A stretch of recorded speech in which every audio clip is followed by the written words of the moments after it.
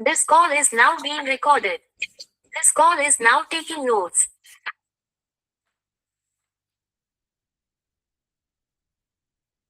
सत्र में आप सभी का पुनः स्वागत है। हमारे बीच में गिरमा बीज जी उपस्थित हैं, हमारे समवाय फाउंडेशन की प्रमोटर हैं और हमारे फैकल्टी भी हैं, उनका स्वागत है। और जो लोग ज्वाइन करेंगे उनका भी स्वागत हम लोग कर रहे हैं, जो वीडियो को देखेंगे उनका भी स्वागत कर रहे हैं हम लोग। तो हम लोग भी चर्चा कर रहे थे चाइनीज एक्यूप्रेशर में, हम लोग टाइप 6 पर चर्चा कर रहे थे। अब हम लोग चर्चा कर रहे हैं चरक 2, जो उसका एक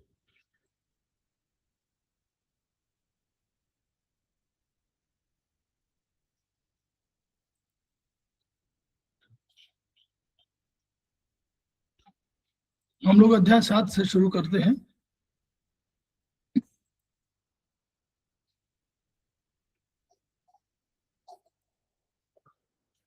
अध्याय 7 वर्चुअली ये देखिए, अध्याय 6 तक हमारा जो चरक 1 है, अध्याय 6 तक था। तो ये चरक 1 और 2 दोनों एक ही किताब थी। तो जब उसके बहुत मोटी होने लगी तो शायद उसको अध्याय 6 तक एक में कर दिया गया और अध्याय 7 के बाद दूसरे में कर दिया गया, क्योंकि यही वर्चुअली बेस बुक है जिस पर कि आयुर्वेदिक एक्यूप्रेशर का सिद्धांत पूरा है। तो चूंकि आयुर्वेद के सूत्र इसमें लिए गए हैं, तो इसलिए चिकित्सा के संबंध में जो चरक संहिता में कहा गया है उसको भी इसमें बताया गया है कि देखिए कितने उत्कृष्ट लेवल पर वो बात कही गई है, उसको हम लोग समझने की कोशिश करते हुए जल्दी से मूव करेंगे। दिन ही चिकित्सा के 4 चरण हैं।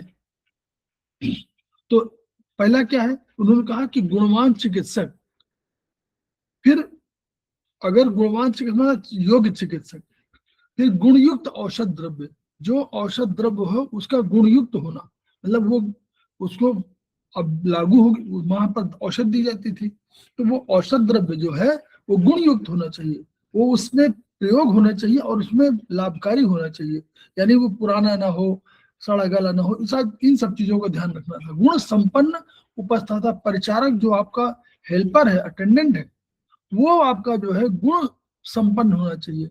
उसको जो रोगी है उसके साथ मित्रवत व्यवहार करना चाहिए, उसको लगना चाहिए कि हम इसकी परिचार उसको इसकी सेवा के लिए हैं। अगर वो लगे नहीं ये हमारे लिए बोझ है तो उल्टा है। और गुणवान रोगी, रोगी गुणवान ये गुणवान क्या, गुणवान ये कि भाई वो समझे कि ये इस रोग से हमको मुक्ति पानी है, तो ये हम वो चिकित्सा जो दी जा रही है वो हमारे लिए लाभकारी है। तो इन सबको बहुत, तो इसलिए फिजिशियन, तो फिजिशियन हो गया, ड्रग हो गया। तो देखिए, अब देखिए क्या चिकित्सक चिकित्सा कार्य प्रधान है, उसका सर्वप्रथम उल्लेख किया गया, इसलिए कि वही, अगर वही नहीं आप जानता है तो सब बेकार है।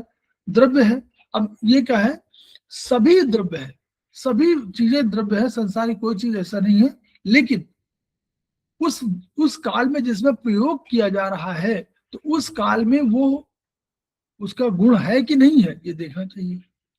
ऐसा नहीं कि जब मान लीजिए आपने आज से 6 महीने पहले कोई दवा बनाई और उस दवा को आपने रख दिया और दवा को यूज कर रहे हैं आप 6 महीने बाद, तो वो दवा 6 महीने बाद भी उस रूप में होगी, वही गुण उसमें होंगे जो संग्रह काल में थी।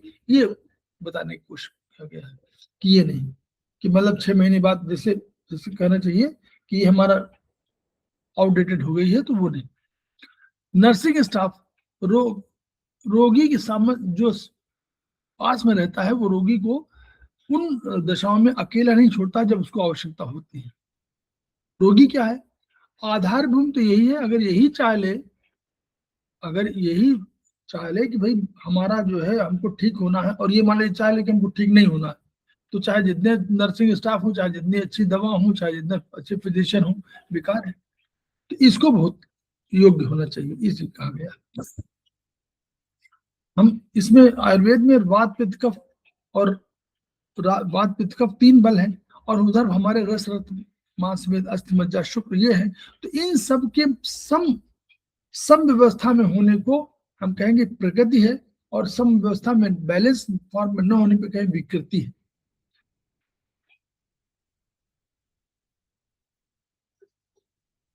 तो चिकित्सा में देखिए, तो उनका कह रहे हैं कि चिकित्सा परिभाषा में कहा कि गुणवान चिकित्सक क्या है, कि भाई इन सबको क्या करता है, जो ये सारे धातुएं हैं इनको समान मतलब साम्य भाव मिलाने के लिए, इनको बैलेंस फॉर्म में लाने के लिए जो काम करते हैं उसको चिकित्सा कह सकते हैं। कोई भी चिकित्सक क्या काम करेगा, ये जो उसके अंदर रस रक्त मांस वेद अस्थि शुक्र और वात पित्त कफ है, इनको बैलेंस, अगर इन बैलेंस फॉर्म में नहीं है, इनबैलेंसेस है, तो उनको बैलेंस फॉर्म में लाने के लिए जो काम करता है वो चिकित्सा है। चिकित्सक के गुण देखिए कितना है, शास्त्र का सर्वतोमुखी ज्ञान, जो जो आप नॉलेज कर रहे हैं उसको सब चीज नॉलेज होनी चाहिए। अनेक बार उस कर्म का प्रत्यक्ष दृष्टा होना, उसने देखा हो, मतलब कहीं फिजिकली उसको एक्सपेरिमेंट भी किया हो और देखा हो किसी दूसरे माध्यम से, दृष्टा होना चाहिए। दक्षता, दक्षता माने कुशलता। कुशलता क्या है कि भाई वो उस काम को करने के लिए सब सारे सिद्धांत मालूम है तो उसको काम में दक्ष हो। और पवित्रता, ये पवित्रता का बहुत बड़ा कंसेप्ट है। परिचारक गुण, उसी तरह परिचारक में विधिवत सेवा करने का ज्ञान हो, सेवा संबंधी सब प्रकार की कुशलता हो, जिसकी सेवा कर रहे हो उसके प्रति प्रेम हो। मान लीजिए नाराज हैं या उससे प्रेम नहीं करते और उससे विरोध करते हैं, बैर करते हैं, तो वो कहेगा कि ये ठीक ना हो। शरीर, वाणी और मन से पवित्र होना, अच्छी वाणी बोलना, शरीर से पवित्र होना और मन से पवित्र होना, ये सब। रोगी गुण देखिए, स्मृति, ये सब लिखा जा चुका है पहले से। स्मृति यानी उसको स्मरण रहे कि हमने दवा सवेरे लिया है तो दोबारा कोई दवा गलत तो नहीं दे रहा हमको, हम एक ही डोज, दिन में 2 डोज ले लें, 1 डोज मैंने ले लिया है, तो अब उसको स्मृति होनी चाहिए कि 1 डोज मुझे अब बाद में लेना है बस। निर्देशक कारिता, चिकित्सक के आदेश को मानने वाला, वो कहें कि आपको पानी लगातार पीना है, इसमें आपको डिहाइड्रेशन है, तो उसको माने और पालन करें। अभीरुता, कड़वी कशेली दवा होगी तो कहेंगे नहीं हम नहीं पिएंगे क्योंकि बड़ी कड़वी, नहीं, कुछ भी किसी तरह भी। और देखिए आधुनिक चिकित्सा में भी कि वो कहेंगे हम गले से आपको पानी देंगे, तो वो उस पर डरे ना। और ज्ञापकत्व, रोग संबंधी सभी बातों को ठीक ठीक बतलाने की क्षमता वाला। दूसरा अटेंडेंट बता रहा तो ठीक वो बतावे पूरा कि नहीं मुझे ये हुआ था, टेम्परेचर मेरा सवेरे 98 था, इस समय 99 है और शाम को बढ़ जाता है और कल भी बढ़ा था, परसों बढ़ा, जो चीजें हैं वो एक गुण है। तो इन सबको हम लोग, और चिकित्सक प्रधान है, इसमें कोई शक नहीं, चिकित्सक प्रधान। तो ये हम लोग एक शॉर्ट में हम लोगों ने उस पर दृष्टि दिए। तमाम परिभाषा है इसमें, आप लोग पढ़िएगा, साथ देसात रोगों का भेद, तमाम चीजों का है, उस पर हम लोग अभी चर्चा अब नहीं कर पा रहे हैं क्योंकि हम लोग इस चर्चा पे अपने को केवल ये थोड़ा सा बताना जरूरी था। जो मेन चीज हम लोगों का वो है डायग्नोसिस। अब ये डायग्नोसिस हम लोग जो पढ़ रहे थे अभी तक वो सब डायग्नोसिस है। तो अब जितने भी हम लोगों ने जितने भी पढ़े होंगे, चाहे मानव शरीर विज्ञान में जितने सिस्टम पढ़े, जितने ऑर्गन्स पढ़े, उन सब की बात है। हम लोगों ने इसमें आयुर्वेद में ज्ञानेंद्रियां हैं, कर्मेंद्रियां हैं, हम लोग कहते हैं छिद्र के रूप में, हम लोग कहते हैं कि कोई भी जहां पर एनर्जी के रूप में, सब जितना भी आपका ज्ञान है अभी तक का, उन सब के आधार पर हम कैसे निदान करें, कैसे जाने कि क्या है। तो द्रव्य के गुण जाने, द्रव्य के कर्म जाने, द्रव्य स्वयं कैसा क्या प्रभाव देता है उसको जाने। तो ये फिर हम लोगों ने जो आयुर्वेद में वर्गीकरण किया, क्षेत्रीय वर्गीकरण किया है, मस्तिष्क का किया है, ऋतुओं किया है, शरीर का कोई प्रक्षेप है उसमें, चाइनीज मेरिडियन, इन सब को जानने के आधार पर ही तभी हम डायग्नोसिस बढ़िया कर सकते हैं। तो पहला चीज है हम लोग महाभूतों की बात कर रहे हैं, तो आकाश में हम लोग जानते हैं शब्द है, वायु में स्पर्श है, अग्नि में रूप है, जल में रस है, पृथ्वी में गंध है, काल में समय बोध है, सेंस ऑफ टाइमिंग है, ये उसकी एनर्जी है। समय का ज्ञान होना चाहिए, दिशा में दिशा बोध होना चाहिए, मन में संकल्प, आत्मा में प्रकाश, तब माने क्रिएशन, तब माने क्रिएशन। तो हम लोग जब सेमेस्टर 4 में आ गए हैं, तो अब हम लोग अपने को चेंज कर लें। अब हम लोग तम को जो बात कर रहे हैं, अब तम को माने कि तम माने सृष्टि है, यहाँ से कोई भी सृष्टि हो रही है, कोई भी क्रिएशन पावर होगा, कोई भी क्रिएशन पावर कहीं की भी हो, मन की हो, शरीर की हो, आत्मा की हो, किसी क्रिया, वो सब तम के रूप में है, यानी कि वो क्रिएट कर रही है। एनर्जी क्या है?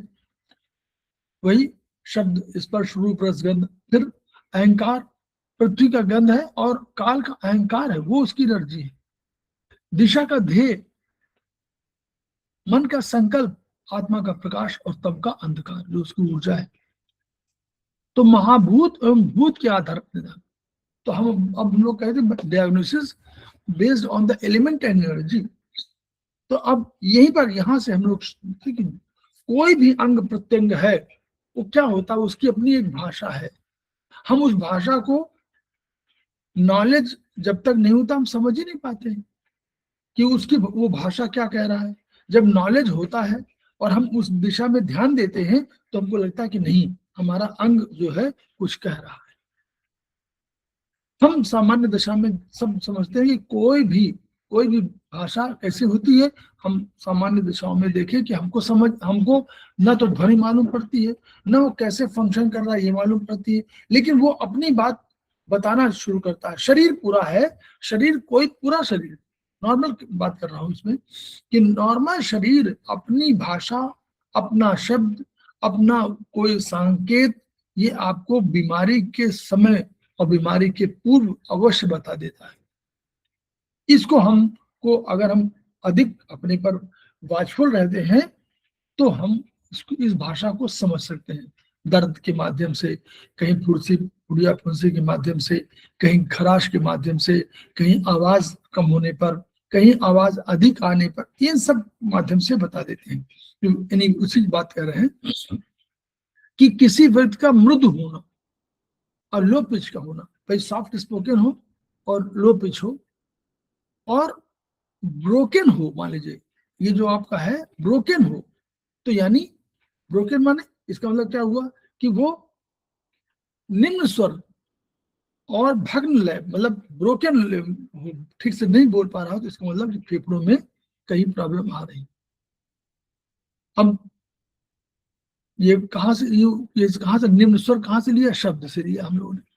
फिर वायु महाभूत में क्या, हृदय छोटी आंत है, तो वायु का चरित्र क्या है? गति। तो हृदय की भाषा क्या है? शीत प्रवाह, मंद स्मित मुस्कान भरी। ये मेन क्या है?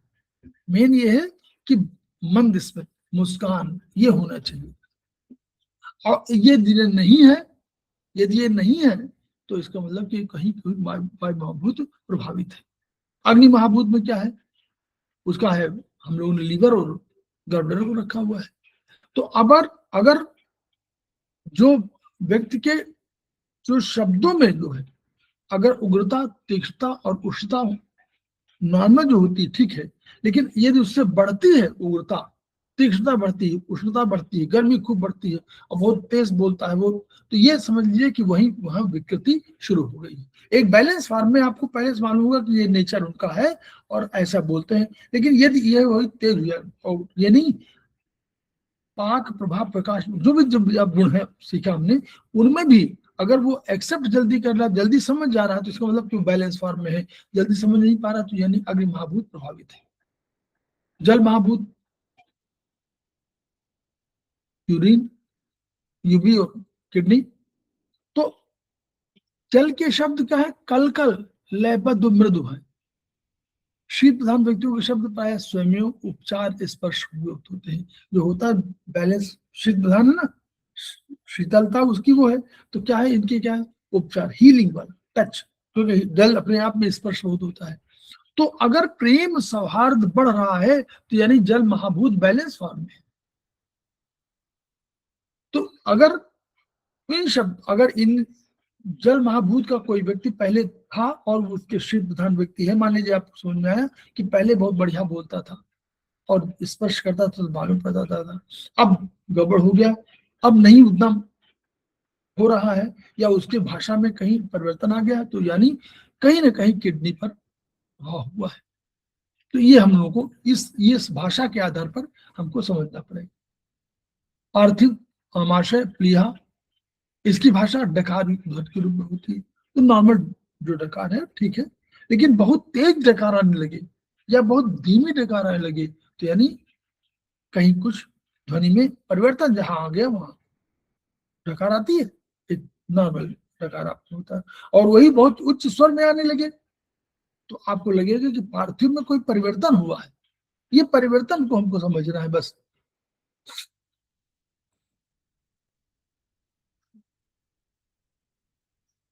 अब इसमें बहुत पूरा बताया है कि बॉडी सिस्टम में तमाम है कि नर्वस सिस्टम, देखिए गुरु कहा कि भाई काल जो है शरीर के और बॉडी, शरीर में काल क्या है, काल को हम लोग काल जिसको मान रहे थे फिगर नंबर 6, उसको हम लोग अब सेकेंड सेमेस्टर के बाद थर्ड सेमेस्टर में ही हम लोग नर्वस सिस्टम मानने लगे। इसलिए मानने लगे कि अल्टीमेटली काल का संबंध नर्वस सिस्टम से है, और हम लोग तुल्यता कहाँ से किया, हम लोग जो ज्ञान था मॉडर्न साइंस का उसको हमने समाहित किया, और इसीलिए आयुर्वेदिक एक्यूप्रेशर में नर्वस सिस्टम को और सेरेबेलम को इन सबको ले लिया गया। क्यों? क्योंकि ताकि ये रहे कि जो मॉडर्न सिस्टम कह रहा है हमको उसके हिसाब से भी जानकारी हो जाए। तो नर्वस सिस्टम काल, सेरेबेलम दिशा, फिर हम लोग का न्यूक्लियस और सेरेब्रम कॉर्टेक्स को हम लोग मान लिया था कि हमारा मस्तिष्क है, आत्मा मस्तिष्क, और लिम्बिक सिस्टम को मन माना। ये हम लोगों ने पहले से समझा हुआ है।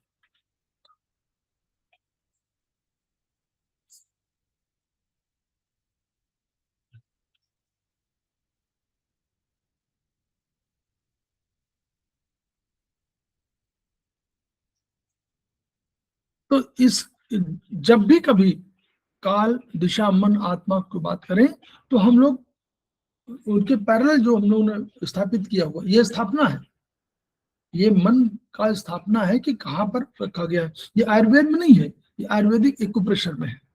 आयुर्वेदिक एक्यूप्रेशर में इसको उसकी स्थापना की गई कि हमारा दिशा जो है वो सेरेबेलम की तरह है, जैसे सेरेबेलम फंक्शन है वैसे हमारी दिशा का फंक्शन है, जैसे मन का फंक्शन वैसे हमारा लिम्बिक सिस्टम का फंक्शन है। इसलिए जो जो गुण उनके होते हैं और जो जिनका प्रभाव उस पर पड़ता है, उन्हीं में हम लोग दिशा, मन, आत्मा, इनका प्रभाव देखते हैं।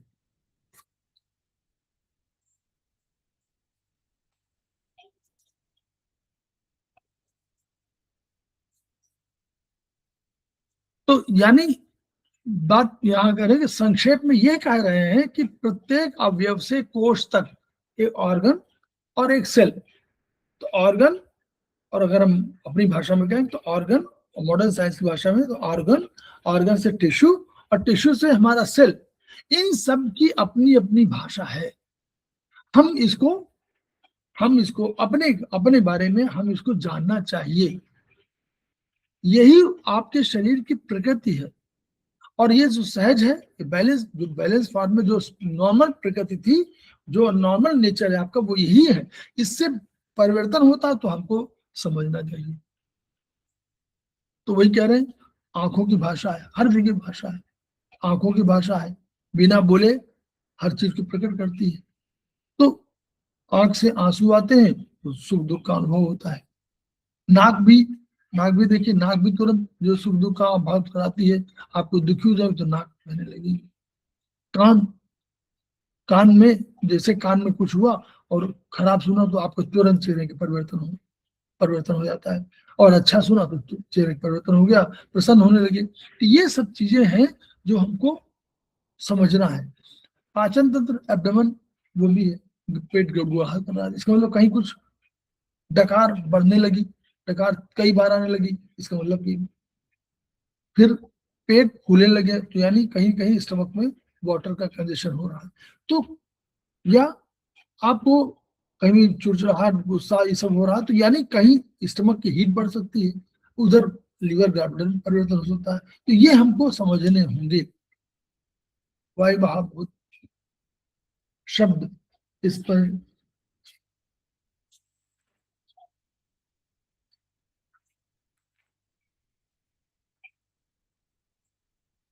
वायु महाभूत क्या है? शब्द स्पंदन, वाइब्रेशन जब देता है तो वाइब्रेशन कहाँ से हो, महसूस कहाँ से होता है? हमारे स्पर्श। तो हम जब भी कभी जो स्पर्श करते हैं यही संवेदना हमारी जाती है, तो ये देता कौन है? वायु महाभूत। अगर ये न हो तो ये हमारी अनुभूति को प्रकट नहीं कर पाएगा। तो अब इसमें जो हमारे उसकी भाषा है आयुर्वेद की, तो आयुर्वेद कहता है कि वायु महाभूत आकाश महाभूत से जन्म लेता है। तो कोई भी आपका पूरा हमारा शरीर जो है पूरा आच्छादन वो त्वचा का है। अब त्वचा के यानी त्वचा और वायु, जब तक त्वचा आकाश और वायु नहीं मिलेंगे तब तक अनुभूति नहीं होगी। ये पूरी त्वचा है, ये आकाश है, इसको हमने स्पर्श किया तो वायु, तो आकाश और वायु मिल करके हमको कोई अनुभूति देते हैं। ठीक है, ये इसको इस रूप में कहा गया है। तो अगर टच करने पर आकाश में कोई परिवर्तन दिखाई पड़े तो हम समझ जाते हैं कि आकाश में कोई परिवर्तन हुआ है, खुरदुरी है कुछ, या हमको ये महसूस ना हो पाए, अगर हमको महसूस ना हो पाए कि हम खुरदुरी को समझ नहीं पा रहे हैं तो वायु महाभूत कहीं गड़बड़ है। ये तो धीरे धीरे समझने की आवश्यकता होगी और यही ज्ञान हमारा इसमें कहा गया है।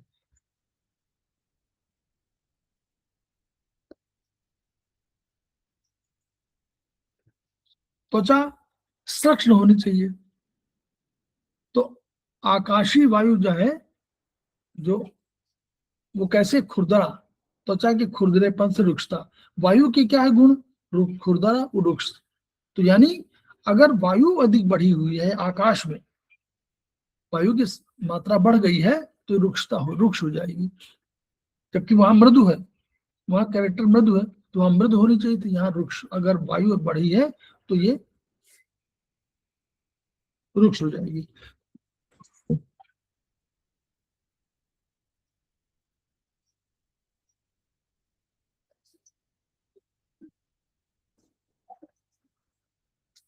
दूसरा, स्पर्श के माध्यम से वायु है। अब आपको हाथ ठंडा या हाथ गर्म लगा, अगर हाथ ठंडा लगा तो आप समझ सकते हैं कि इसका मतलब कहीं कुछ गड़बड़ है, यानी पहले की, और या बहुत गर्म लगा तो आप समझ जाते हैं कि बुखार आ गया, कुछ हो गया। तो दोनों चीजों पर हम लोगों को देखना है, भौतिक और पराभौतिक में भी आप लोग इसको समझेंगे कि पराभौतिक में क्या, अगर वैसे माने तो वायु का क्या गुण है? वायु का गुण है कोई भी चीज को क्रिएट करना।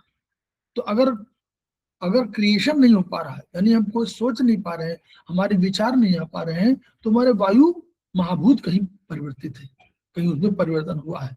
उसको हम लोग हृदय से जोड़ दिए, हम लोग हृदय से और स्मॉल इंटेस्टाइन से जोड़ा हुआ है, लेकिन अल्टीमेटली वायु क्रिएट करती है। ये हम लोग गुणों में पढ़े हुए हैं, द्रव्य गुण कर्म के आधार पर। तो यानी जब भी कभी आपको लगे कि आपके विचारों में साम्यता नहीं आ रही, नंबर आप सोच नहीं पा रहे हैं, इसका मतलब कि कहीं हार्ट वायु प्रभावित है, तो वायु की वजह से हार्ट प्रभावित, ये हम लोग मान सकते हैं।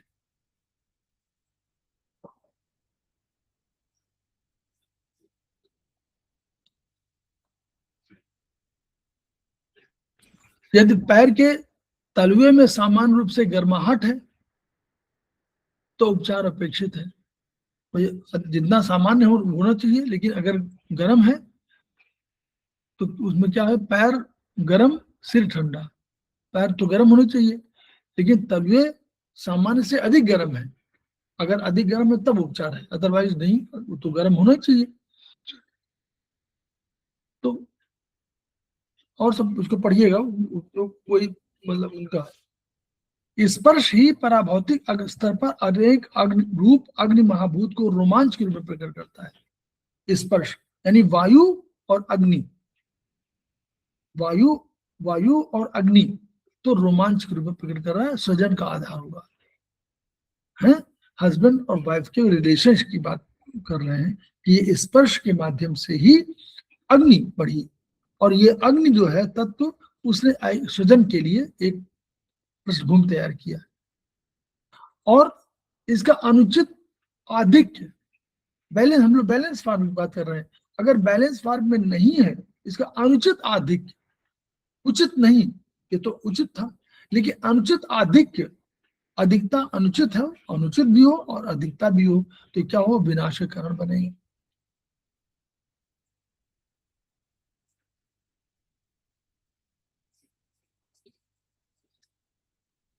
आपस में गले मिलकर सौहार्द की उष्णता का भाव होता है, तो ये जो उष्णता है ये गर्मजोशी व्यवहार में होनी चाहिए, अगर ये नहीं है तो बैलेंस फॉर्म में नहीं है।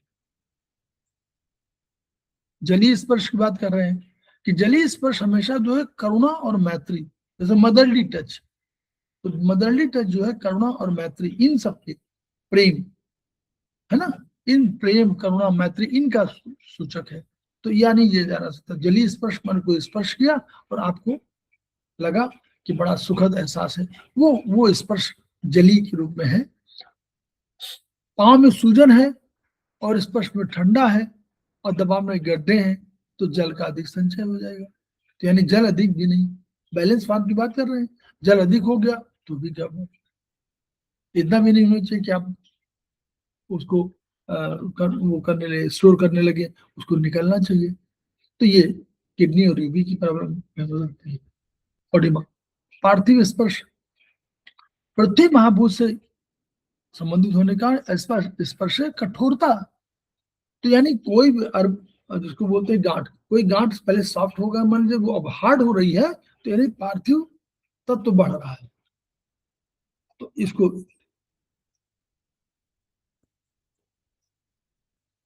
शेष द्रव्य काल दिशा मन व आत्मा का स्पर्श प्रधानतः अव्यक्त होता है। ऐसे स्पर्श जिनमें रोंगटे खड़े हो जाए, रोमांच न होकर भय उत्पन्न करते हैं, ये नर्वस सिस्टम को प्रभावित करते हैं। तो इसी अनुक्रम में ऐसी स्थिति से बचने के प्रयास में कभी कभी दिशा बिगड़ जाती है, ये उसका वो अलग पढ़िएगा, उससे कोई नहीं। दिशा मतलब दिशा माने जो आपके जीवन की दिशा है, जो आपका मूल लक्ष्य है, उससे अगर आप भटक रहे हैं तो ये आप दिशा का भटकना है। पढ़ने की जब आप अध्ययन का समय है तो आपको पढ़ना है, जो उम्र आपकी पढ़ने की है उसमें आपको पढ़ना है। अगर उसमें आप दिशा, उसमें पढ़ने के समय आप अपने यौवन 15 साल के हैं और 25 वर्ष के अनुभव करने लगे, तो वो आपका दिशा भ्रमित होना है। ये इसके कुल मिलाकर के इसका ये कहना है, जिस समय जो काल का है, काल माने काल के साथ दिशा, काल कह रहा है कि नहीं ये अवस्था आपकी पढ़ने की है, अपने कैरियर बनाने की है, तो उसमें कैरियर बनाइए। यदि उसमें आप जो है प्रौढ़ावस्था या और युवावस्था की बात सोचने लगते हैं उसी समय, तो आपको दिशा भ्रमित हो गई, और तब आप उस लक्ष्य को, जिसको आप मूल रूप से पा सकते थे, वो पाने में आपको प्रॉब्लम होगी, समस्या होगी। है अग्नि महाभूत हो गया, इसको हम लोगों ने लीवर गार्डल सर रखा हुआ है। तो यहाँ 13 प्रकार की अग्नियों की बात है, तो हम लोग 13 प्रकार की अग्नि जानते हैं, जानते हैं ना गरिमा मैडम?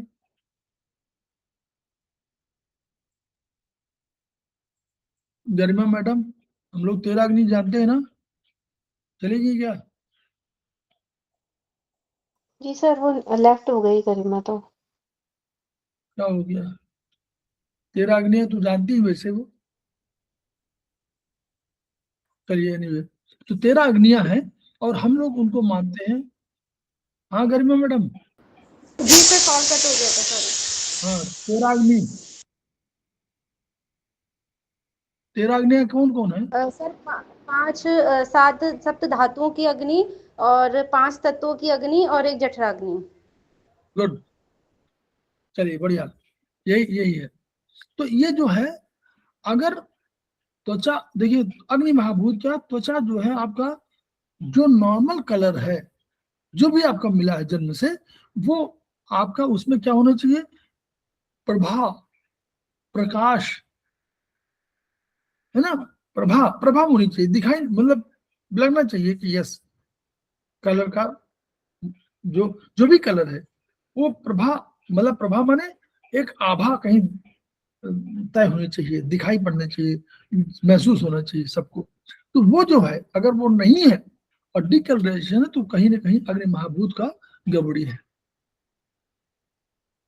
ठीक है, तो ये हमको इससे हम लोगों को समझना है कि भाई त्वचा का रंग आपने देखा और आपने देखा कि वो विवर्ण है, तो यानी है तो त्वचा आकाश, और उसमें अग्नि महाभूत की वजह से ही उसमें डिकलरेशन है, मतलब कलराइजेशन जो है, डिकलरेशन जो है, जिसको मतलब विवर्ण हो गया है, तो वो चेहरे का रंग फीका है तो फिर जब आपका बिल्कुल चेहरा होना चाहिए।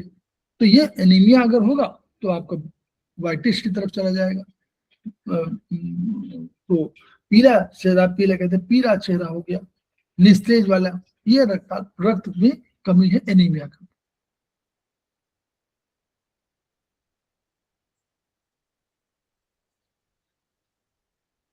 अब ये लोग, इन्होंने उसी तरह ट्रीटमेंट दे दिया है कि उन्होंने कहा कि अगर आपके अंग कोई काला पड़ रहा है, कोई भी स्किन काली पड़ रही है, त्वचा काली पड़ रही है, कोई और वो है, लग रहा है आपका वो है, तो यानी ये कह रहे हैं कि आयुर्वेद के हिसाब से, भले वहां चाइनीज में किडनी कहा गया हो, आयुर्वेद के हिसाब से वो कह रहे हैं कि ये अग्नि के बढ़ने का सूचक है। तो उसमें आपको क्या करना है कि जो आपका चेहरे का 10 भागों में विभाजित करने पर अगर मान लीजिए ठुड्डी पे कोई कालिमा आई है, तो अगर चेहरा को रखे तो ये 0 नंबर नीचे आएगा। तो अगर आप कालिमा का उपचार कहाँ करें? शोध नंबर 0 पर अग्नि को कम करके जल को बढ़ाकर कर सकते हैं।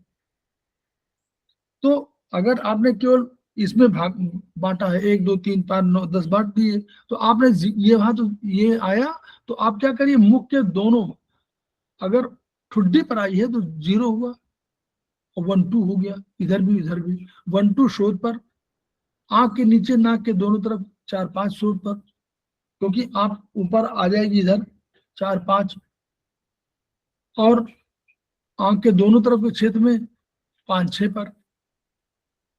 नहीं उन्होंने उस तरह दिया है 0 0 1 2, ये इस तरह दिया होगा 4 5, और नाक के आंखों की तरफ में आने में 5 6। अच्छा नहीं, वही वाला ऊपर से 0 से लेकर के ऊपर तक दिया है, तो वही 0 1 2 इस तरह करके, फिर लाट में आएगी तो ऊपर ऊपर आइए 0 1 2 3 4 5 6 7 8 इस तरह 9 करके दिया है। तो हॉरिजॉन्टली उन्होंने किया है कि अगर ये कहीं होगा, मिलेगा जरूर उसमें, तो अब उस पर आपको कर सकते हैं कि 0 पे करें, फिर ऊपर आए तो 1 2 पे करें, फिर इसमें आए 3 4 5 6 में करें, 4 5 में करें, 5 6 में करें, 6 7 में करें, ये पूरे एरिया को हम बांट सकते हैं। और इसके जो दिए हुए हैं, यदि आपको नहीं समझ में आ रहा है तो आपको इस शरीर, पूरे शरीर के आधार पर भी आप इसका ट्रीटमेंट कर सकते हैं कि चेहरे पर 5वां नंबर आएगा, 5 6 यहाँ पर आएगा, 7 के बाद वो आएगा 7 8 9, 3 आते हैं, तो 7 8 9 पर भी आप ट्रीटमेंट कर सकते हैं। अग्नि को कम करना है, जल को बढ़ाना है, ये कंसेप्ट है ना। तो अग्नि अग्नि हम लोग कहते हैं 3 सीडेट, फोटोन और हाँ जी सर, फोटोन। हाँ 3 सीडेट, फोटोन, और अगर चाहे तो 2 3 सीडेट और 1 फोटोन, ये भी कर सकते हैं। 2 3 भी कर सकते हैं, 2 3 भी अग्नि है ना, 2 3 भी कर सकते हैं। तो ये हम लोग, मतलब इन्होंने कहा कि इसको आप रीजनल डायग्नोसिस के आधार पर भी आप कर सकते हैं, चाहे जैसा भी हो, चाहे गले में हो चाहे किसी में हो। एक तरीका, देखिए तरीके कई है। एक तरीका है कि गले में केवल आप करें, तो गले का कोई आपने बनाया हुआ वो उस पर कर सकते हैं। दूसरा शरीर बनाया हुआ, तो शरीर को भी कर सकते हैं। शरीर को हमने बांटा हुआ मेरिडियंस में, हॉरिजॉन्टली भी वर्टिकली भी, तो उन सब के आधार पर भी हम कर सकते हैं। उस फिंगर में, जैसे मान लीजिए 8वें नंबर फिंगर करना, तो 8वें नंबर पे उपचार कर सकते हैं, फिंगर नंबर 7 8 पे कर सकते हैं। ये भी कंसेप्ट है, कोई ऐसा कंसेप्ट कोई भी हो। यही तो आयुर्वेदिक ऑक्यूपेशन में वो है कि आप ट्रीटमेंट का पैटर्न खुद भी अपने आप तय कर सकते हैं, कोई हार्ड एंड फास्ट नहीं है। 8वां नंबर, 8वां एनर्जी को बता रहा है। अगर 8वें भाग में शरीर के किसी में है तो आप शरीर का सिस्टम आपने बनाया है 0 1 2 3 4 5 6 7 जैसे बनाया है, 9 तक बनाया, 10 तक, 0 से लेकर 9 तक, तो उसमें आप फिंगर नंबर को भी आप अगर 8वें नंबर पे, मान लीजिए यहाँ पर आपको 8वें नंबर कोई प्रॉब्लम आ रही है तो फिंगर नंबर 7 8 पे भी आप ट्रीटमेंट दे सकते हैं, जो ट्रीटमेंट देना चाहे। 7 8 में माने दें और 8 में 8 ले लेंगे तो भी आपका होगा। 8 में 8 लेकर के और 3 2 3 से 1 4 टोन भी कर सकते हैं। ठीक है, ये उपचार का तरीका बता रहे हैं, अलग से उसमें उसको समझिएगा कि ऐसा नहीं है। रीजनल डायग्नोसिस के बेसिस पर एक फुल बॉडी को होल उसमें देखने पर, और 0 से अगर आप शुरू कर रहे हैं, यानी आप बॉडी को, शरीर को राइट थंब में शुरू कर रहे हैं, तो राइट थंब में 0 से जिस जगह मेरिडियन है, जहां पर 8वें मेरिडियन पे है, तो 8वें मेरिडियन पे ट्रीटमेंट कर सकते हैं, और वो भी कर सकते हैं। एक ये तरीका है। दूसरा है आपका 7 8 में, आपने कहा कि 7 8 किसी हॉरिजॉन्टली वर्टिकली कहीं भी आपका आया तो आप 7 8 मेरिडियन यानी 7 8 उंगली पर भी उपचार कर सकते हैं। क्या उपचार करना है, फिर मेरिडियन कौन लेंगे, मेरिडियन कौन से, ये तो उंगली हो गई। मेरिडियन कौन लेंगे, मेरिडियन वो लेंगे जिस पर कि आपको उपचार देना। मान लीजिए आपको अग्नि है तो आप 3 4 पे उपचार दे सकते हो, 3 पर उपचार दे सकते हो, फिंगर नंबर 7 8 और फिंगर नंबर 3 मेरिडियन 3rd, क्योंकि आपको अग्नि को उपचार देना है। और क्या करना, 2 3 से 1 4 2।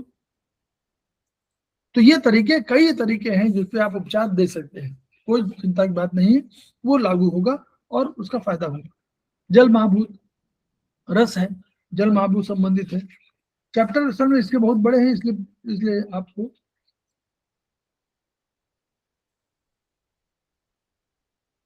ठीक है। तो जल महाभूत क्या कह रहा है कि जीवा के माध्यम से स्वाद की अनुभूति होती है। तो 6 स्वाद हम लोग माने हैं, षट रस बोलते हैं ना, तो ये क्या हमारे देखिए पंजेंट, ये 6 कौन है, पंजेंट है, कटु है, साल्टी है, सार है, स्वीट है, एस्ट्रिंजेंट है, कषाय। ये आयुर्वेद ने माने हुए हैं। तो अब जब तक विलय नहीं होगा, मतलब भूलेगा नहीं, तब तक रस का आस्वादन नहीं हो सकता है। ठीक है, तो अगर जीभ में कड़वाहट आ रही है बार बार, तो यानी कौन होगा, पित्त रोग। तो पित्त वाला लीवर, पित्त वाला माने अग्नि, पित्त वाला माने लीवर, तो इसकी ओर इशारा कर रही है। ठीक है, मीठा स्वाद, अगर बहुत मीठा हो रहा है, आपका स्वाद बहुत मीठा हो रहा है, तो यानी जल, मीठा माने जल, हमारे ये जल का है ना, मधु। तो आप अब कह रहे हैं उपचार देना कहाँ देगा, तो आपको चौथी स्पाइरल पर, चौथे बिंदु पर, इसके उपचार के लिए संबंधित उंगली पर चौथी स्पाइरल पर चौथे बिंदु पर स्टार मेथी स्वाद में संतुलन। तो संबंधित उंगली क्या होगी हमारी, अगर हमको जीभ पे करना हो तो जीभ को कहीं में रखा होगा,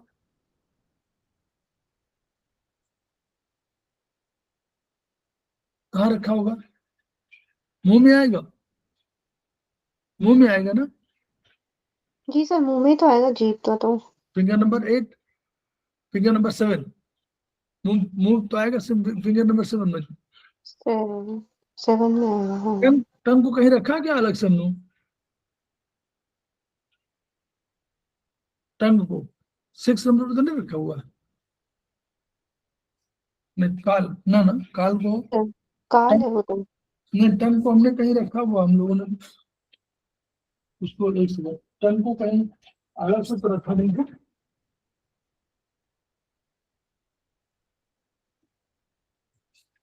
टंग को ये भी देख लीजिए, पर ये देखना चाहिए वो जो चार्ट, वही 33 वाला।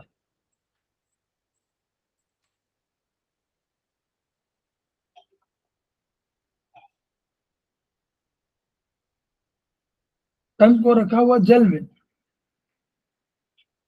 जल में, टंग जल में आएगी ना, टंग उसकी वो है, टंग में वो एक्शन सेंस ऑर्गन ना से, वही तो कह रहे टंग को रखा हुआ है भाई आप। स्वाद। हाँ, तो तो फिंगर नंबर आपका तुरंत फिंगर नंबर 4 हो जाएगी, तो फिंगर नंबर 4 में लीजिए। फिर करेंगे, देखिए उसके उपचार के लिए संबंधित उंगली यानी फिंगर नंबर 4, तो फिंगर नंबर 4 लिया आपने और फोर्थ स्पाइरल लिया, देखिए आया ना, वही पॉइंट कह रहे थे, वही स्पाइरल ले लीजिए। फोर्थ में फोर्थ स्पाइरल, क्योंकि जल का ट्रीटमेंट करना है, फोर्थ में फोर्थ स्पाइरल, और उसके चौथे बिंदु पर क्योर स्टार मैथिल को दी। अगर आपको कुछ और करना है, क्योंकि स्वाद गड़बड़ हो रहा है, तो वो केवल एक ही बात कर रहे हैं, वो कह रहे हैं कि इसी पर उपचार कर दीजिए। फिंगर नंबर 4, फोर्थ स्पाइरल और उसका फोर्थ पॉइंट। क्लियर?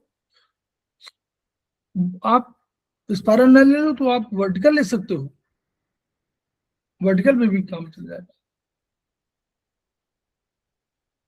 जो स्वाद आप जिस पॉइंट पर, नमकीन आ रहा है तो नमकीन में क्या है, sp3, क्योंकि नमकीन किसका है,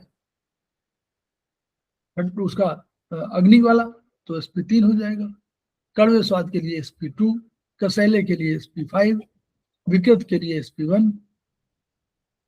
ये हम लोग उपचार ऐसे दे सकते हैं। पृथ्वी में क्या है, पार्थिव महाभूत में सारे गुण होते हैं, ठीक है, तो गंध ज्ञान है। तो अगर कोई भी जो शरीर की गंध, शरीर के मलमूत्र की गंध, शरीर के पसीने की गंध, कोई भी गंध में अगर परिवर्तन आ रहा है जो नॉर्मल से और अधिक आपको दिखाई समझ में आने लगा है, तो ये समझ लीजिए कि आपको पृथ्वी महाभूत पर आपको ट्रीटमेंट करना है। ठीक है, ये कंसेप्ट है।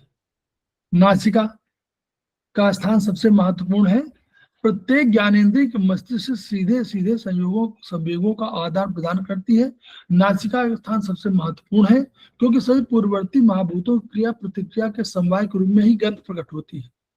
तो ये जो आकाशीय गंध है, जो कि कुछ दिनों के गृहित भोजन के घटकों के स्वाद वाली होती है, ये प्रोटीन की गंध की समतुल्य होती है। वर्चुअली जो प्रोटीन है वो उस प्रोटीन गंध होती है, प्रोटीन का गंध, तो अधिकांशतः गंध प्रोटीन की होती है।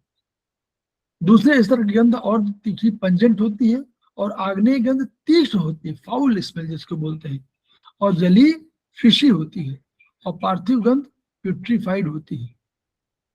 वही वाला जो चाइनीज वाला दिया हुआ है, ठीक है। तो उसके हिसाब से हम लोग उंगली संख्या 5 पर, 5th है ना, तो उंगली संख्या 5 पर 10 स्पाइरल में जो भी आपका आ रहा हो उस पर उपचार दे दीजिए। तो जहां जहां आपको लग रहा हो कि पंजेंट है, आग्नेयगंध तीक्ष्ण है, फिर जली वाले फिशी है, फिर पार्थिव वाली 5 प्यूट्रीफाइड है, जैसे हो उसी पर उस इसमें उंगली नंबर 5 वही स्पाइरल या वही वर्टिकल जो आपका हो रहा हो, मान लीजिए आग्नेय है तो फिंगर नंबर 3, तो उस पर हम लोग उपचार दे सकते हैं। क्या उपचार देंगे कि मान लीजिए कोई तीखी वो है तो इसका 4, 5 से 3, 6 तो कहीं कुछ गड़बड़ है। तो इस तरह हम लोग इस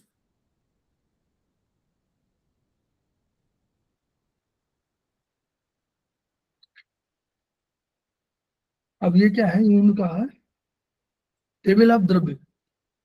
अब शरीर और भाग के human body parts and actions. अब ये देखिए आकाश का जो जो वो है कि कोई भी सेरस कोटिंग की आकाश को बदल, रक्तवाहिनियां आकाश, माध्यम कोई भी होगा आकाश ही है। भाई आप ट्यूब जा रही वो भी आकाश, फेफड़े, आंतें, स्थान, त्वचा, अवयवों के अंदर स्थान, ल्यूमेन, वो सब आकाशी तो है। साइनोवियल परत, मेम्ब्रेन, नर्व, माइलिन शीथ, ये सब आकाश है। तो जब इनका ट्रीटमेंट है तो इसका मतलब आकाश में परिवर्तन, आकाश में ट्रीटमेंट करना है। ये बताने ये और आपको इलेबोरेटेड स्टडी मिल रही है कि आपको ये समझ, माइलिन शीथ आप सोचे क्या है, अब उसमें आकाश ही तो है, बाहर से कवरिंग है। तो त्वचा कोई भी है तो आकाश है, कोई ल्यूमन है तो भी आकाश है, साइनोवियल मेम्ब्रेन है तो भी बाहरी कवरिंग है, तो कवरिंग है, आकाश है। वायु है, कोई भी मूवमेंट है, पेरिस्टाल्टिक हो, कोई भी जोड़ों गति है वायु, पलकों गति वायु, चबाना वायु, लिखना वायु, चलना, बोलना, रक्त संचार, नर्व संवेग, वृद्धि, निगलना, सब वायु। मूवमेंट, जहां मूवमेंट हो। अग्नि अम्लीय प्रतिक्रिया, हृदय, यकृत, पित्ताशय, ये उसमें है। कोश का माइटोकॉन्ड्रिया, विद अग्नि वहां कुछ कम वो होता है, जलता है ना वहां माइटोकॉन्ड्रिया में। समस्त रासायनिक क्रियाएं, हार्मोन्स, ये सब अग्नि की उसमें है। जल में कोई भी श्राव हो, नाक से, आंख से आंसू, लार, पसीना, यूरिन, लिम्फ, CSF, कोशिका का अंतर्वायु जल, मासिक रक्तस्राव, गुर्दे, मूत्राशय, सब जल ही तो है। पृथ्वी समस्त ठोस पदार्थ, कठोर, घना, कांटे, ट्यूमर, अस्थियां, दांत, नाखून, कफ, ये सब पृथ्वी। काल में स्नायु तंत्र, समय, बोध, पाचन समय, मतलब पाचन का समय जो सबका समय हो रहा, तो वही काल ही, तो काल के अधीन सब है। पाचन का समय, मासिक का समय, बाल्यकाल, युवावस्था, वृद्धावस्था, सब, दिन रात का मौसम, समय, सेकंड, घंटा, भूख, प्यास, व्यायाम, आराम, वृद्धि, परिपक्वता, सब काल के आवरण में ही निहित है। दिशा, सांसों को लेना और छोड़ना, विविध दिशा, जा रही, इधर आने जाने का, इधर निकलने का। भोजन ग्रहण करना, ऊपर से नीचे मूवमेंट, उल्टी, चलने में लड़खड़ाहट, जोड़ों की गति, पश्चिम दिशा गति, निश्चित दिशा में, भोजन का नीचे जाना, नर्व संवेग ऊपर नीचे दाएं बाएं होना, मानसिक सोच की दिशा, अवयव, प्रोलेप्सिस, सब। मन, सिंपैथिक पैरासिम्पैथिक सिस्टम, ऐच्छिक अनैच्छिक क्रियाएं, इंद्रियों का नियंत्रण, कोई भी मतलब उससे वो थोड़ा ना पता कि पैरासिम्पैथिक है तो हमारे कंट्रोल में नहीं, सबके कंट्रोल में। इंद्रियों पर नियंत्रण, स्वभाव, व्यक्तित्व, इच्छाएं, विषमताएं, नियंत्रण, मल मूत्र, लार, भूख प्यास, प्रजनन, मानसिक स्वभाव, सब के लिए मन ही तो तैयार करता है। उदासी, समझ, डिप्रेशन, उग्रता, अनिद्रा, संकल्प शक्ति, काल्पनिक शक्ति, विचार, ये सब मन के हैं। आत्मा सर्वव्यापक, निर्जीव जीव का उत्पत्ति कारक है, ऊर्जा स्रोत है, स्वभाव परिवर्तन अगर हो रहा तो आत्मा, उच्च निम्न समझना, अवयव तंत्र का अंत, सामंजस्य, मूर्छा की स्थिति, सुख दुख, ये सब आत्मा के। फिर प्रत्येक द्रव्य के माध्यम से दान। अभी तो समय है ना गर्मा मैडम? सर है अभी जी सर है। 7:54 ही हुई हैं? सर, 7:54 हुए सर अभी है। तो। जी सर। हाँ अभी समय है, ठीक। इसलिए हम लोग थोड़ा सा, क्योंकि ये पढ़ना है और केवल हल्के से ऐसा पूरा, ये तो इतना बड़ा वो लिखा हुआ है कि वो तो कोई नहीं पढ़ सकता, लेकिन क्योंकि उसको समझना है कि वर्चुअली उसका जो कंटेंट हमारे पास क्या है, उसीलिए। तो डायग्नोसिस बेस्ड ऑन द्रव्य, अब करें द्रव्य की बात है, अब द्रव्य शुरू हुआ, तो हम लोग याद कर लीजिए द्रव्य क्या है। द्रव्य क्या है? यत्राश्रिता कर्म गुणा, बोलिए।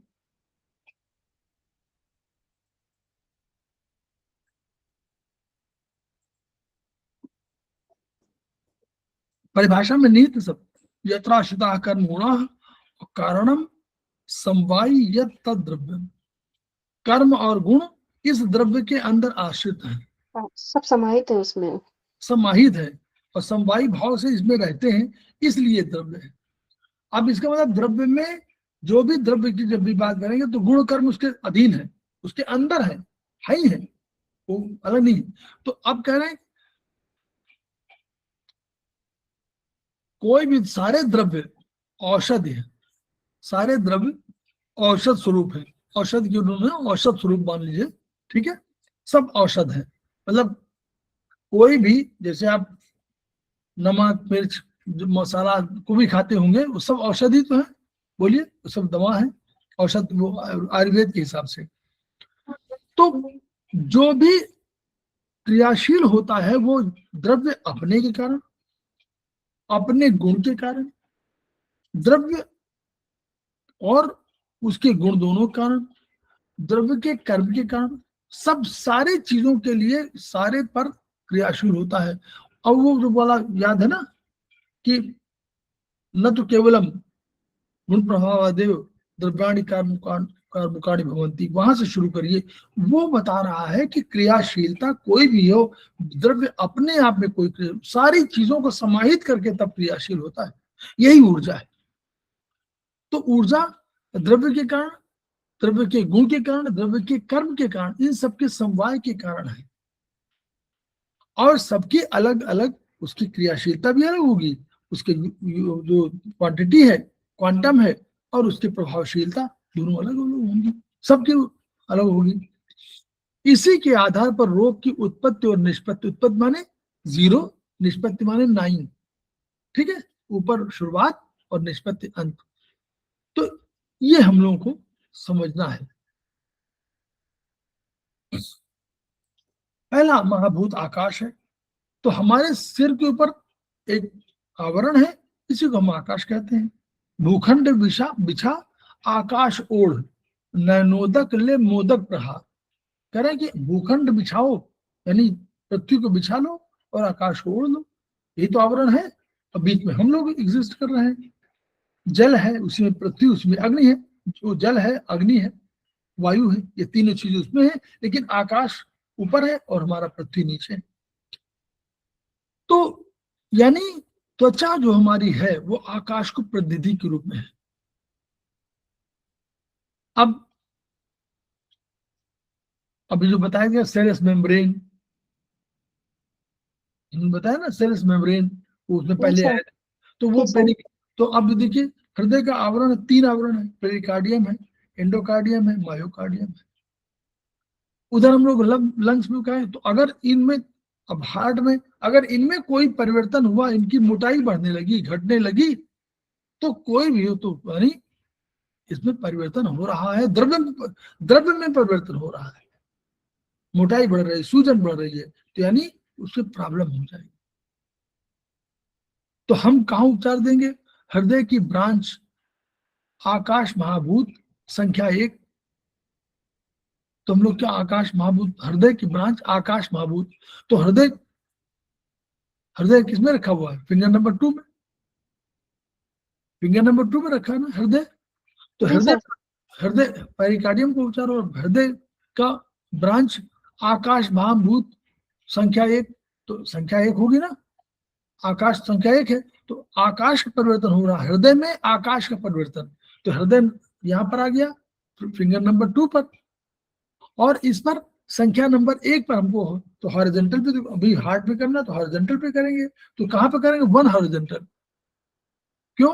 क्योंकि कह रहे हैं हम वायु का कर रहे हैं। संख्या 1 आकाश, संख्या 1 हॉरिजॉन्टल पर हम कह रहे हैं कि आकाश का, सॉरी 2 फिंगर नंबर 2 पर, और 1 हॉरिजॉन्टल पे कर रहे हैं। क्यों? हम हार्ट का कर रहे हैं उपचार, हार्ट पर उपचार दे रहे हैं आकाश महाभूत पर।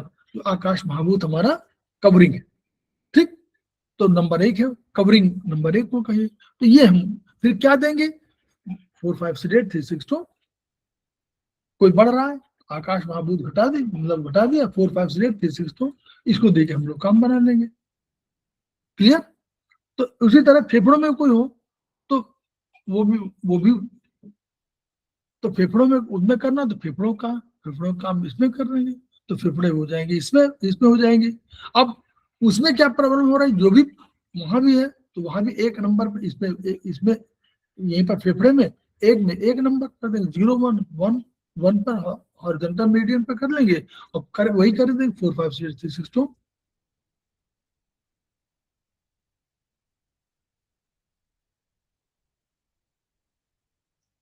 है ना?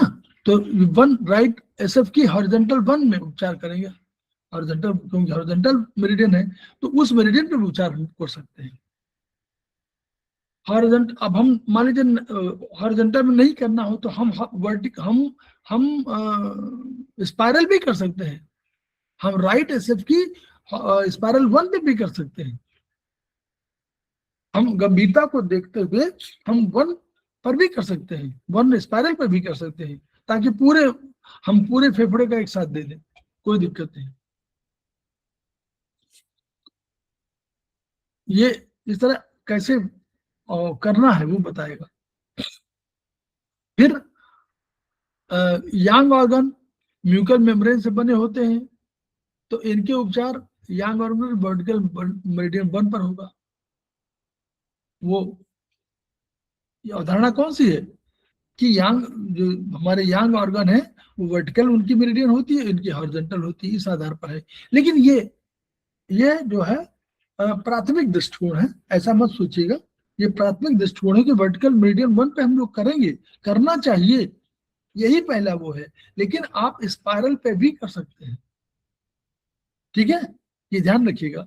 ये जो लिखा हुआ वीएम वर्टिकल मेरिडियन 1 पर करिए, यहाँ कर सकते हैं, लेकिन आप इसका स्पाइरल पे भी कर सकते हैं, कोई चिंता नहीं। क्यों अधिक सीवियर है तो स्पाइरल। पेट की झिल्लियां में ग्लैंड्स होती हैं, एंजाइम्स होते हैं, ग्लैंड का संचालन नर्व द्वारा किया जाता है। तो आमाशय की झिल्ली का आकार ग्रहण किए गए भोजन के अनुसार बदलता है। तो इसमें आकुंचन, प्रसारण, रिफ्लेक्सेस की उत्पत्ति स्नायुमंडल से वही ब्रेन से नियंत्रित होती है। तो किसी के पेट की थैली में आवरण में कैंसर गंभीर रोग है तो उस आवरण की कोशिकाएं बने निष्क्रिय होने लगेंगी। तो वैसी दशा में शरीर कहां पर देंगे आप कि वो उसके ब्रांच स्टमक 0, ब्रांच लेवल क्या है, ब्रांच लेवल 6,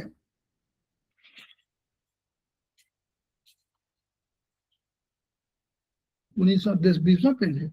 ब्रांच लेवल में स्टमक 0 और 1 वीएम पर उपचार किया जाना अपेक्षित है।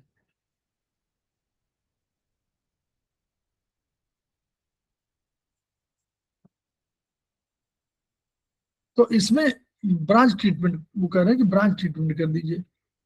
तो हम लोग कर सकते हैं 0 में करें और 1 वर्टिकल में करें। स्टमक 0, क्योंकि स्टमक की बात कर रहे हैं ना ये, तो 0 माने उत्पत्ति, 1 वर्टिकल में माने आकाश। तो 0 पे करिए और आकाश पे करिए कि उत्पत्ति में ही गड़बड़ी हुई है, कोई बना है तो निष्क्रिय करना है उसको, और 1 वर्टिकल में और उपचार देंगे 1 4 5 6 8 3 6 8 2। कैंसर की बात कर रहे हैं ना, कैंसर से बात कर रहे हैं तो उपचार हो जाएगा 1 4 5 6 8 3 6 8 2। थोड़ा सीवियर है।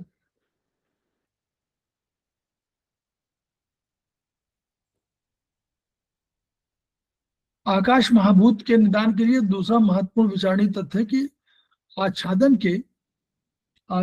के अंतर्गत जो भी स्थान उपलब्ध है वो भी आकाश महाभूत को प्रकट करता है। ये बात सही है। तो कोई भी, जो इनका कहना है कि कोई भी जो बड़ा आवरण है उसके अंदर चाहे जितने छोटे कमरे हों वो भी तो सब आकाशी हैं। तो मेम्ब्रेन और का स्थान अभिन्न अविभाज्य है, कोई बड़ी नाड़ी। तो उन्होंने कहा कि आकाश महाभूत में जैसे कमरे की दीवारें मोटी हो जाए तो क्या होगा, तो स्थान कम हो जाएगा और रक्त वाहिनियों के सिकुड़ने का स्थान कम हो जाएगी।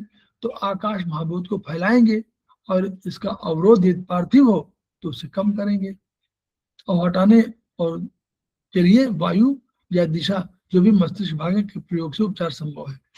तो उनका कहना यह है कि मान लीजिए कोई रक्त वाहिनियां सिकुड़ रही हैं तो वहां पर उपचार कैसे करेंगे। तो इनका कहना है कि उसका ल्यूमेन माने आकाश, ल्यूमेन कम हो रहा है। तो ल्यूमेन कम हो रहा है तो ल्यूमेन को बढ़ाएंगे।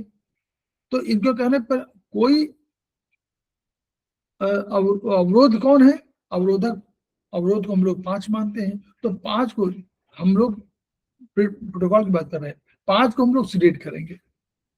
अब 5 को कैसे हटाएंगे, तो या तो हम 3 से हटाएं या वायु से हटाएं, 2 से। तो 2 को टोन करेंगे, 2 को टोन कर देंगे और 1 को टोन करेंगे। आकाश महाभूत और वायु दोनों बढ़ेंगे और 5 को हम लोग सीडेट कर देंगे।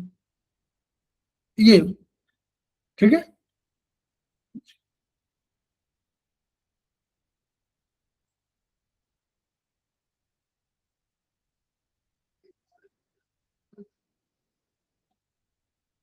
कोई भी छिद्र होगा वो भी तो महाभूत है, वो भी हमारा आकाश है।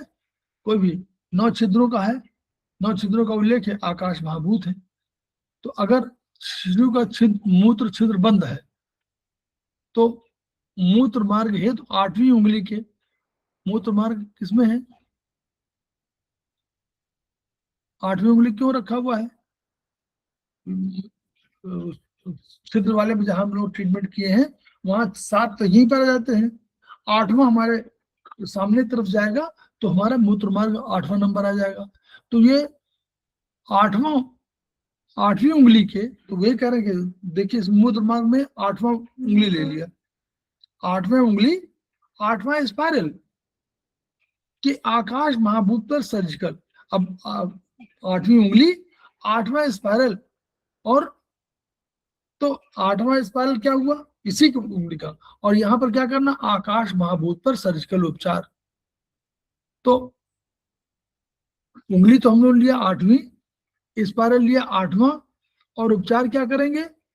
सर्जिकल 2 4 5 sedate 3 6 2 नहीं 2 4 5 7 9 sedate 0 1 3 6 8 2।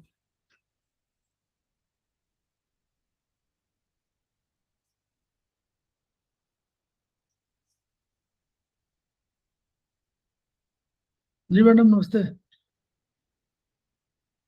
हेलो नमस्ते मैडम।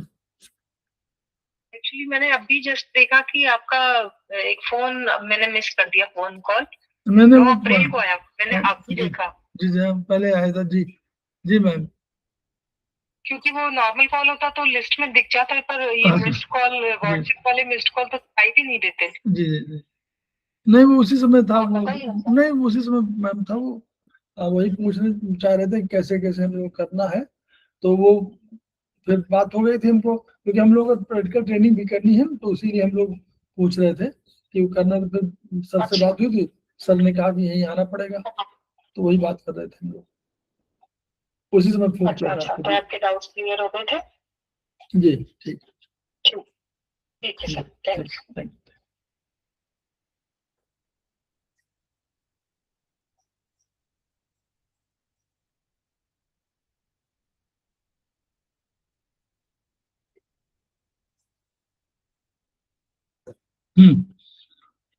तो वायु, अब देखिए ये कहेंगे, ये तो 8वें स्पाइरल पर, 8वें उंगली पर 8वां स्पाइरल, क्योंकि उंगली नंबर क्यों लिया 8वां? क्योंकि लिया कि छिद्र कहां पर है। फिर 8वें स्पाइरल में क्यों किया इन्होंने? क्योंकि उसी पर उपचार करना है। अब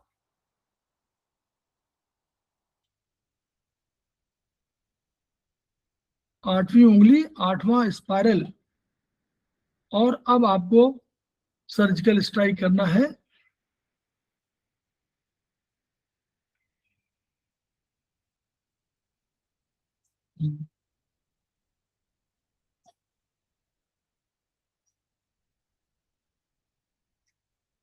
ठीक है, छिद्र वाला, छिद्र की बात कर रहे हैं ना, तो वो कह रहे हैं कि अब लेकिन आकाश महाभूत पर कैसे करेंगे?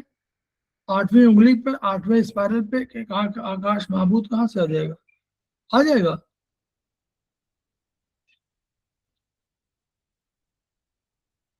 मतलब अगर हमने उंगली लिया 8वां स्पाइरल ले लिया, तो अब आपको सर्जिकल स्ट्राइक करना पड़ेगा 2 4 5 7 9 0 1 3 6 2। सर फिर आकाश महाभूत कैसा आया? हाँ आकाश महाभूत तो है नहीं। 8 स्पाइरल का अर्थ जो है, 8 स्पाइरल का अर्थ वही, देखिए स्पाइरल नॉर्मली हम लोग वही लेते हैं नॉर्मली कि जो उंगली होती है, जैसे मान लीजिए 8वीं उंगली है, तो 8वां स्पाइरल इसलिए लिया गया कि वही, क्योंकि मूत्र छिद्र बंद है इसीलिए किया गया। अगर इसमें लिखा, आगे लिखा, यदि छिद्र जन्म के पूर्व बंद था तो हमारा सूत्र भ्रूण स्तर पर उपचार होगा, यानी राइट थंब 8th स्पाइरल होगा। तो हम लोग 8वीं उंगली नहीं लेंगे, तब राइट थंब पे ले लेंगे 8 स्पाइरल पर, है ना? जी सर, जी सर। वो इस पर नहीं कह रहे हैं, वो कह रहे हैं कि हम चूंकि यूरिन का मार्ग जो है उसको हम 8वें नंबर पे ले रहे हैं, तो वहां पर रखा हुआ हमने, तो 8वीं उंगली तो हम लोग चयन करेंगे वहां। अब स्पाइरल कौन सा चयन करें? तो स्पाइरल में 2 चीजें हो सकती है, या तो आप 1 8 दोनों स्पाइरल ले लीजिए, 1/8 बोथ स्पायरल, तो 1/8 वर्टिकल में वो चल जाता है, लेकिन 1 स्पायरल और 8 स्पायरल दोनों ले सकते हैं। 1 स्पायरल भी काम कर सकते हैं हमारा। अगर हम आठवीं उंगली के 1 स्पायरल में सर्जिकल स्ट्राइक कर दें तो भी चलेगा। क्लियर? मेरा ये मानना है कि 8वीं उंगली लिया आपने, अब हमको इस उंगली में हमको उपचार करना है। किसमें? हमको करना है आकाश का उपचार। तो हमने उंगली तो तय कर लिया और 1 स्पायरल लिया, तो ये आकाश महाभूत हो गया। इस पर सर्जिकल उपचार आप करेंगे। 245796801368 टोन। ठीक, तो अगर छिद्र जन्म के पूर्व बंद था तो हम राइट थंब में इनका 8 स्पायरल कह रहे हैं, हम कह रहे हैं 1 स्पायरल। राइट थंब 1 स्पायरल पर भी उपचार दे सकते हैं। अगर वृद्ध व्यक्ति का बंद हो जाए तो पोस्ट नेटल उपचार में लेफ्ट थंब में 8 स्पायरल का चयन करना महत्वपूर्ण विधान है, या 8 स्पायरल या 1 स्पायरल, दोनों आप ले सकते हो, कोई दिक्कत नहीं। हम उपचार कर रहे हैं छिद्र का, हम उपचार कर रहे हैं ल्यूमेन का। वायु आकाश के बाद दूसरे उसमें है, ये अव्यक्त स्वरूप है, लेकिन वो ऊर्जा क्रियाशीलता। तो धातुओं में बने औजारों में कठोर से कठोर पदार्थ को काटने की शक्ति होती है, वो उसको बता रहे हैं इनका वो है।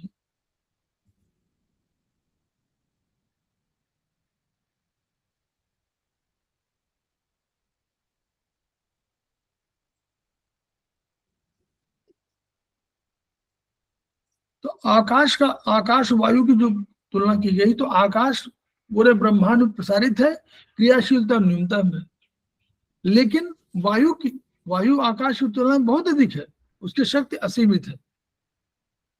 तुलना में भले कम हो लेकिन शक्ति उसके बहुत अधिक है। तो जब 2 में अगर 1 और 2 की तुलना करें तो 2 में पावर बहुत अधिक है, क्रियाशीलता अधिक है। अव्यक्त आकाश की तुलना में ये प्रधानता होते हुए महाभूत है और पूर्णतया व्यक्त है। वायु की पहचान शरीर के अंदर बाहर दोनों है, वायु अंदर भी बाहर भी है। वायु का सीधा संबंध गति व दूरी, वेवलेंथ, आवृत्ति, समय, टाइम, दिशा आदि से सबसे, क्योंकि मूवमेंट अधिक है इसमें। स्पंदन, आवृत्ति, समय या टाइम पर निर्भर।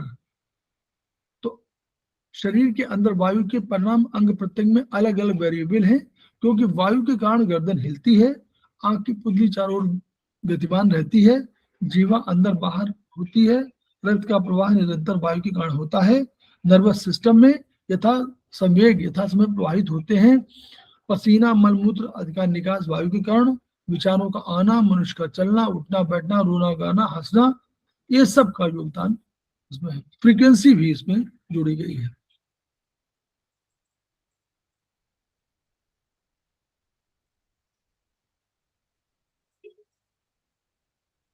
और इन सब में जब पारस्परिक संबंध विच्छेद होते, यानी आंखें आपकी मूवमेंट हो और हाथ न चले। अगर आपने आंखों से कोई ध्वनि सुनी तो तुरंत रिएक्ट करते हैं, तो यानी आंखों से सुना, आंखों से देखा, कानों से सुना और ब्रेन ने उसको मैसेज दे दिया कि आपको ये करना है। आपने सामने कोई चीजें आई और बिल्कुल सामने आ गई तो तुरंत इस संवेग जाता है ब्रेन को, और ब्रेन ने कहा सर हटा लो। अगर ये सब नहीं हो रहा है तो कह रहे हैं कि ये प्रॉब्लम आ रही है, रोग की सूची आपको तैयार हो रही है कि रोग कोई हो रहा है। तो वायु के वहां बहुत वायु को चीखना, चिल्लाना, नर्तन, पार्किंसन रोग, मिर्गी, रक्त संवेगों का संचार, ये एसबीपी, हाई बीपी, लो बीपी सब इसी के हैं।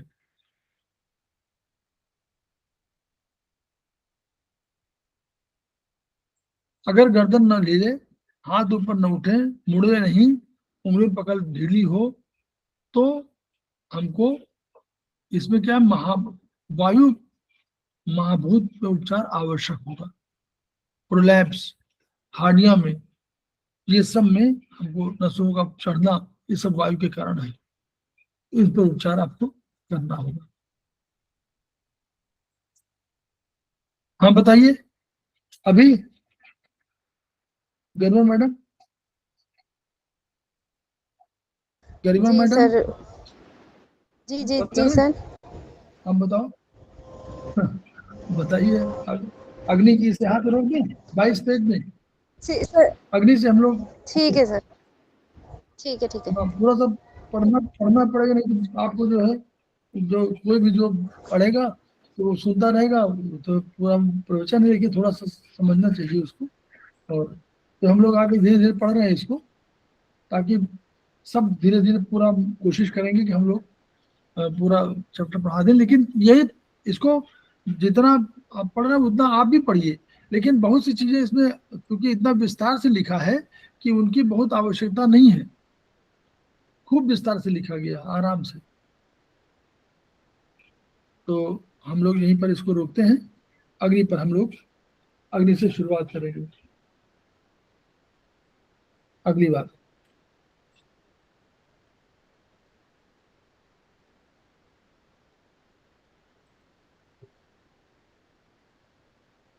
प्रणाम तो सर। प्रणाम। हम लोग खेमका सर को याद करते हैं, उनकी ऊर्जा को ग्रहण करते हैं और जो हमारे पास ज्ञान है उसको ट्रांसफर करने की कोशिश करते हैं ताकि मानवता का कल्याण हो। और इन्हीं शब्दों में हम उनको फिर उन्हीं के वाक्यों को याद करते हैं, each one reach one, each one treat one, each one teach one. इन्हीं शब्दों के साथ हम लोग कल फिर मिलते हैं। Thank you sir. प्रणाम सर।